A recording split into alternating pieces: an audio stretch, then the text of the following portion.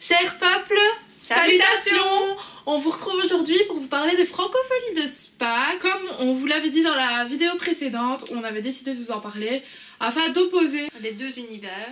L'univers de la festivalière et l'univers de la bénévole. Dans un premier temps, nous allons vous parler chacune notre tour de notre expérience passée aux francopholies, Notre préparation, notre Surtout. expérience. Mais oui, vous allez voir ça tout de suite. Donc voilà, on se retrouve pour le côté bénévole de la vidéo. Donc moi ça va être la 3e année maintenant que je suis bénévole aux francopholies de Spa. Je vais tout de suite vous expliquer en quoi ça consiste cette équipe mobilité dans laquelle je suis. Donc il se trouve que nous sommes par équipe de 2 ou 3, voire 4 en fait, entre 2 et 4 personnes afin de donner aux petits enfants ceci. Alors je sais pas si vous allez bien voir.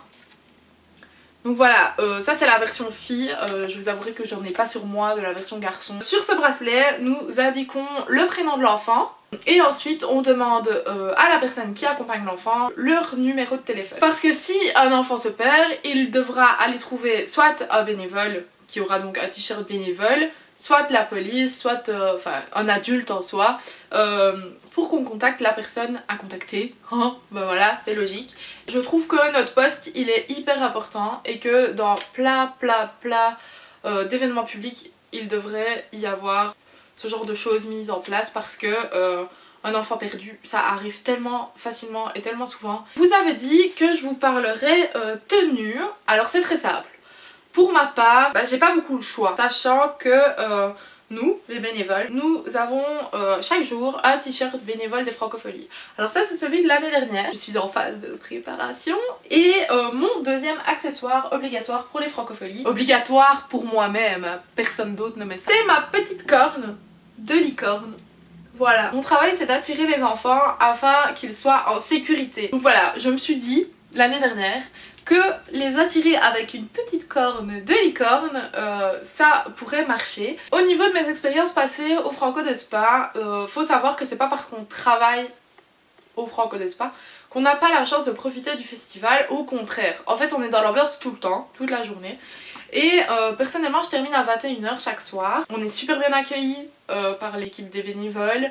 On a les boissons, donc on est hydraté. Cette année, j'ai décidé d'amener un nouvel accessoire au Franco de Spa. Cette année, Vianney est à l'affiche et j'ai décidé de m'armer de ma casquette Vianney, voilà, pour le concert de Vianney le dernier jour. On se retrouve du coup après les Franco pour débriefer avec Marine évidemment, qui de son côté va vous parler du côté plus festivalière. Alors les amis, vous venez d'entendre la descriptive de Manon en tant que bénévole. Maintenant vous allez entendre mon côté à moi, le côté festivalière. Quelle est ma préparation en tant que festivalière? Comme vous voyez, je me orne toujours de ma petite couronne de fleurs chaque année. C'est le petit symbole, ce qui me représente en tant que festivalière. J'ai également le collier de la Belgique que j'ai mis en tant que couronne le jour de la fête nationale. Bien entendu, on soutient sa patrie.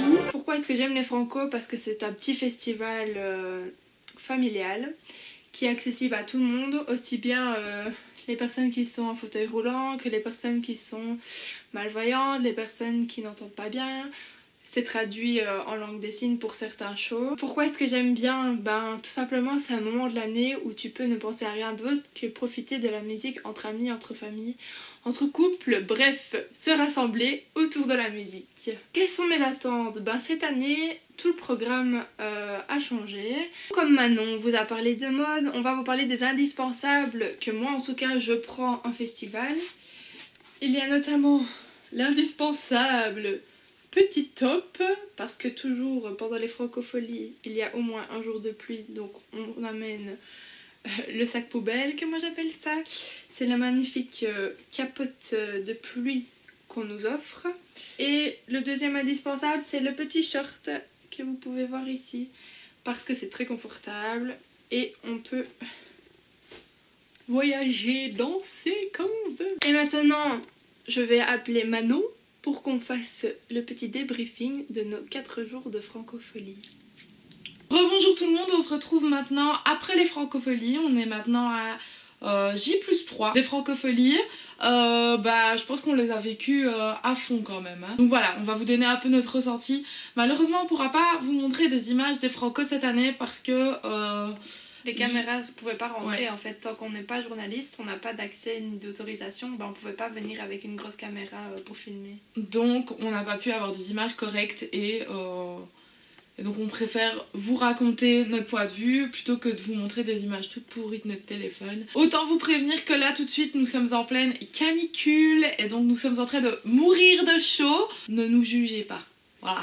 Il fait chaud. Notre premier point, le point mode. Bon personnellement comme je vous l'avais dit, j'ai pas vraiment le choix pour être honnête.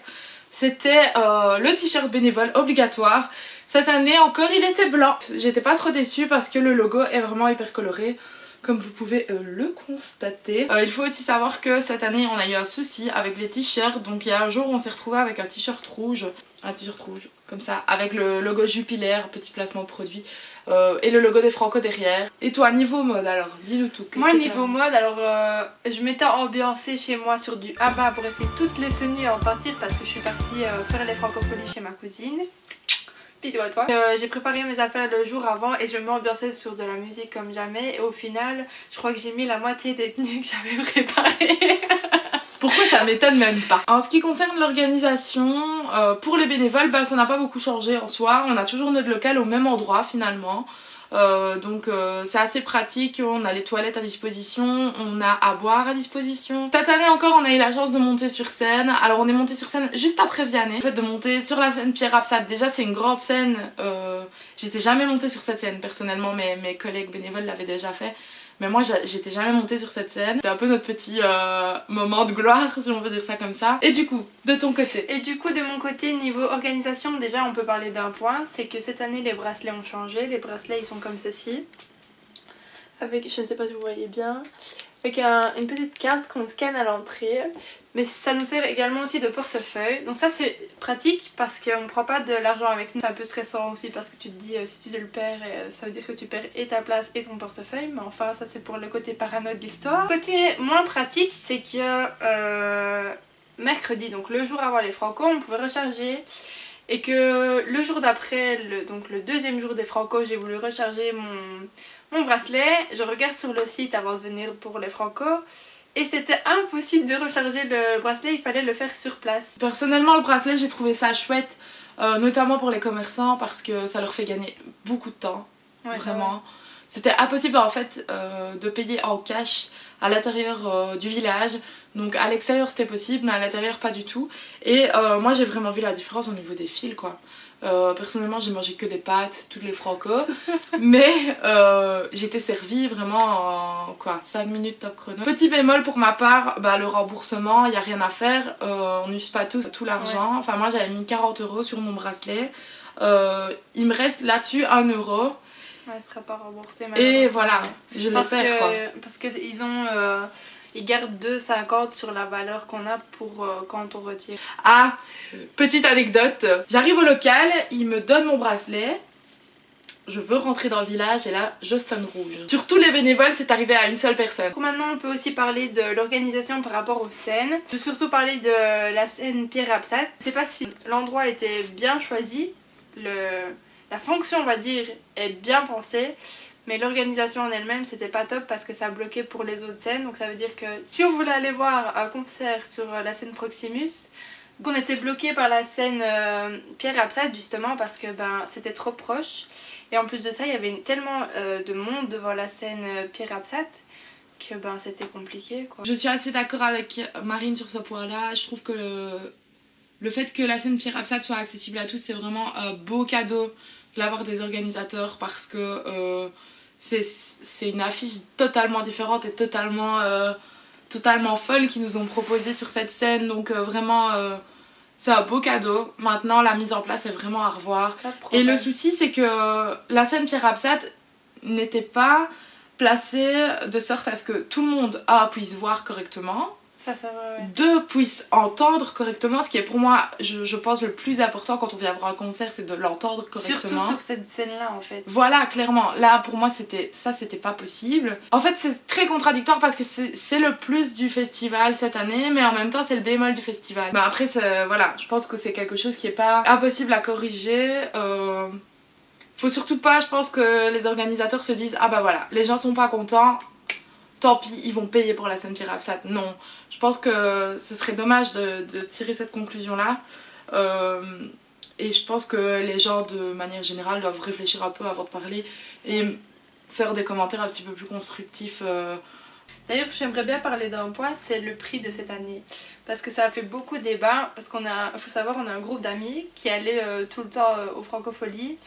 Et en cette année, le prix a doublé, je pense, pour le pass des 4 jours. Bah, pas doublé, mais il a bien augmenté. Voilà, il a bien augmenté et ça a posé question. Honnêtement, si on prend l'affiche des Francopholies, je dis pas que c'est les têtes d'affiche qui font l'affiche, mais si on retire Cabrel, Calogero, Vianney, Lost Frequencies, bah si tu retires en plus de ça Cœur de Pirate, Christophe Willem, il te reste quoi dans ton affiche? Il te reste des petits groupes qu'on adore. Enfin, personnellement, j'adore aller voir Delta. Je suis contente quand je vois qu'un artiste comme Foé fait son apparition à l'affiche des Franco. Mais est-ce que les gens... Voilà, est-ce que les gens cette année se seraient dit je prends un pass, même à 55 €, alors qu'on n'a pas accès à ces gens-là? Je suis pas sûre, honnêtement, je suis pas sûre. Et il faut aussi se dire qu'un festival, ça coûte de l'argent. On a tendance à pas se rendre compte de ce que c'est un cachet d'artistes, mais je peux vous assurer que ça coûte très très cher de s'offrir des têtes d'affiche comme ça. En termes de sécurité, depuis tout ce qui s'est passé ces derniers temps, les attentats, ça coûte très très cher. Autre point niveau organisation aussi, qu'on parlait des scènes, je trouve que certains artistes ont mal été placés sur les scènes. Dans le sens que des grosses têtes d'affiche, enfin surtout au niveau des DJ le soir, je comprends pas pourquoi ils mettaient pas cette tête d'affiche là sur la scène Rapsat plutôt que sur la scène Proximus, parce que sur la scène Proximus la visibilité est pas du tout la même. Donc pour ça je trouve qu'ils auraient pu même la changer, parce que l'année dernière des artistes comme Alex Germis, il me semble qu'il était, oui, il était là l'année dernière. Oui, il était là l'année dernière. Et ben il était à la Sabam et là c'était vachement mieux placé parce que tout le monde peut voir la scène. Que Proximus, pour vous dire, moi j'étais pas pour lui, mais pour un autre artiste j'étais au niveau des haies, donc je voyais même pas d'écran, je voyais pas l'artiste, j'entendais juste la musique et j'étais comme ça, wouhou, je m'ambiance toute seule. Enfin bref. Si je dois conclure personnellement en tant que bénévole, premier point, nous on a eu beaucoup plus de confort au niveau du matériel. Donc il y a encore des choses à retravailler comme toujours, mais on voit vraiment, enfin moi ça fait 3 ans que je suis là et je vois vraiment une évolution au niveau du matériel. Je vois qu'on nous chouchoute vachement plus et donc ça fait toujours plaisir. Deuxième point, bah du coup l'accès au concert, bah, même en tant que bénévole, en tant que festivalier, je pense qu'on sera d'accord. C'est génial qu'on ait accès à tout. Ça, il faut pas y toucher, c'est juste l'idée du siècle en ce qui concerne les francopholies. Et troisième point, bah, du coup, sera un petit point négatif, c'est la disposition de la scène Pierre-Absat. Qui pour moi, non quoi, à revoir. Mais c'est possible. Et moi je voulais dire comme mot de la fin, je voulais vraiment remercier tous les bénévoles, dont Manon. Oh c'est mignon. Qui m'ont balancé ces t-shirts à la tête. C'est pas moi. Non, je rigole. Mais franchement vous avez fait du bon travail et sans vous je pense que les francopholies ne seraient pas comme elles sont non plus. Donc merci beaucoup. C'est si mignon. Bah voilà, on a terminé notre petit débriefing des francopholies 2018. Je pense que de manière générale on s'est bien amusé. Et c'est ce qui compte, je pense. C'est ce qu'il faut retenir des Franco cette année.